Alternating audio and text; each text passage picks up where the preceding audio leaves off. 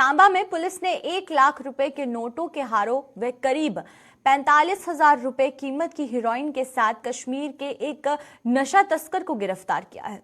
इस तस्कर की पहचान मोहम्मद इमरान खान निवासी इकबाल कॉलोनी पटन बारामूला के रूप में की गई है और वहीं पर पुलिस ने इसके खिलाफ मामला दर्ज कर इसके अन्य साथियों की तलाश भी शुरू कर दी है। इस खबर पर अपडेट के लिए ऋषि खजूरिया हमारे साथ यहां पर ज्वाइन करेंगे, लेकिन वहीं पर आप उससे पहले तस्वीरें देखें जो कि इस आरोपी की सामने आ रही हैं।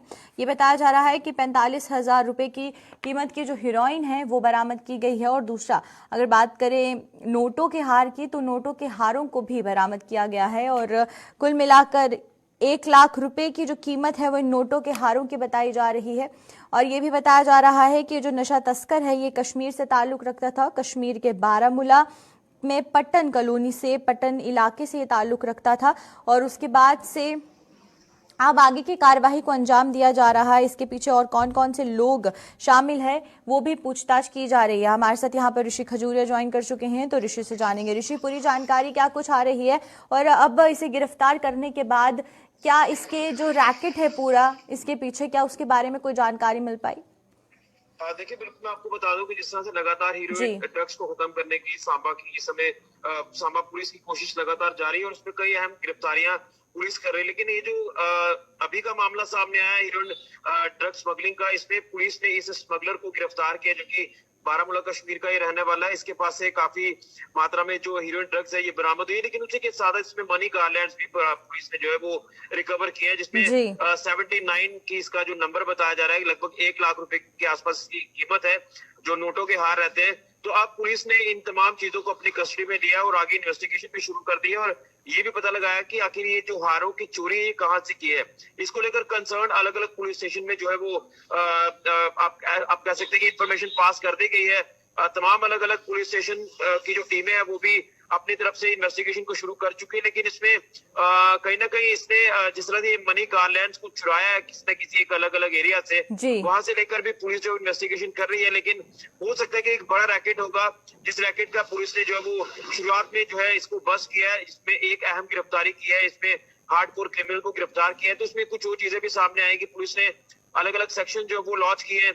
इसमें मैं आपको बता दूं कि एनडीपीएस एक्ट के तहत भी कार्रवाई की गई और ये वही इलाके से पकड़ा गया है व्यक्ति। यहाँ आप कह सकते हैं कि हीरोइन चिट्टा ड्रग्स हॉटस्पॉट है जिला सांबा का सुरूर इलाका, जो लगातार चर्चाओं में रहता है, जो लगातार इलीगल एक्टिविटीज के लिए जाना जाता है। क्योंकि यहाँ पर कुछ ऐसे शरारती तत्व है जो स्टेट लैंड को कब्जा कर जो यहाँ पर बैठे हुए यहाँ इलीगल एक्टिविटीज को अंजाम दे रहे हैं। तो इस रैकेट को पूरी तरह से बस्ट करना है, उसी को लेकर पुलिस अपनी अहम रणनीति के तहत काम कर रही है और अलग अलग कार्रवाई को अंजाम देकर इस तरह के तत्वों को गिरफ्तार कर रही है। बिल्कुल, आपसे ऋषि ये भी जानना चाहूंगे कि जिस तरीके से आपने कहा कि एक हॉटस्पॉट है नशा तस्करों का जहां से ये इसको गिरफ्तार किया गया है, तो ये जो नशा तस्करी है ये होती कहां से है, इसका जो मेन पॉइंट है, क्योंकि ये जो यहाँ पर आकर हॉटस्पॉट बनाना और फिर इसे इंटरस्टेट आगे इसकी ट्रेडिंग करना वो एक बहुत बड़ा रैकेट है। तो जिस तरीके से कश्मीर से इसे पकड़ा गया है तो क्या इससे कोई जानकारी मिली कि जो नशा तस्करी है ये इसके पास किस तरीके से नशा पहुंचा और आगे जो है ये इसे कहां लेकर जा रहा था?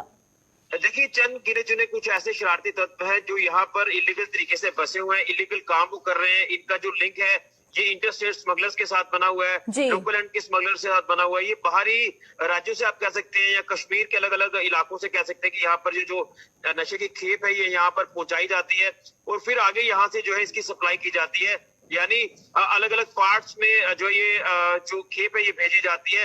लेकिन अक्सर हमने देखा है कि नार्को टेररिज्म की बात कर रहे हैं तो सीमा पार से हमने कई बार देखा है कि यहाँ से खेप जो है वो ड्रोन के माध्यम से ड्रग्स की पहुंचाई गई है और इसी तरह के जो शरारती तत्व है इनका लिंक जो है वो उस पार बन जाता है। उसके बाद ये जो पूरा रैकेट है इसको चलाते हैं। लेकिन कहीं ना कहीं आपने देखा कि जब भी बड़े बड़े कार्यक्रम पुलिस की तरफ से आयोजित किए जाते हैं तो उसमें यही एक बात उठती है कि ये ड्रग स्मगलिंग, ड्रग पैडलिंग, ये ड्रग्स हीरोइन चिट्टा है जो है ये कहीं ना कहीं पुलिस के लिए बहुत बड़ा चैलेंज है। हमने वर्ल्ड वार देखी है, हमने जो है कई अलग अलग जो युद्ध है वो देखे, लेकिन ये जो युद्ध है इसको जीतने के लिए अभी कड़ी मुशक्कत करने की जरूरत है। क्योंकि कहीं ना कहीं ये जो सफेद जहर है ये मैक्सिमम युवाओं तक ये पहुंच रहा है, उनकी जिंदगियां बर्बाद हो रही है। तो ये जो ड्रग्स के लेन देन का कारोबार है ये इसी इलाके के साथ साथ बलून खड्ड का एरिया है, सुरूर का मैं जिक्र कर रहा हूँ, बरक इलाका जो इलीगल एक्टिविटीज के लिए वो भी इलाका जाना जाता है। ये तमाम कुछ ऐसे हॉटस्पॉट्स हैं जिसको लेकर पुलिस ने अपनी पार्टीज पेट्रोलिंग पार्टीज भी यहाँ पर जो वो छोड़ी है। यहाँ आपने देखा कि कई बार इस इलाके में कुछ लोग ड्रग्स लेने के लिए आते हैं, जिन्हें आप वैग्रेंट्स कहते हैं, वो यहाँ से गिरफ्तार हुए हैं। तो मुझे लगता है कि पुलिस अपने एंड पर कोशिश कर रही है, लेकिन कहीं ना कहीं ये ऐसे लोग हैं जो पुलिस को भी नहीं मानते। पुलिस के ऊपर भी कई बार हमला ये कर चुके हैं, और अभी 2 दिन पहले ही आपने देखा कि एक और व्यक्ति यहीं से पकड़ा गया था, जिसे पुलिस के ऊपर हमला किया था। तो पुलिस अपनी तरफ से पुरजोर कोशिश कर रही है, लेकिन फिर भी कहीं ना कहीं इस तरह के जो शरारती तत्व हैं, मुझे लगता है कि इनको चारों तरफ से घेर कर जो है इनके ऊपर कार्रवाई करने की जरूरत है। पुलिस ने कई बार यहाँ पर रेड किया है। तमाम ये अलग अलग चीजें हैं जो एक चिंता का विषय जरूर है।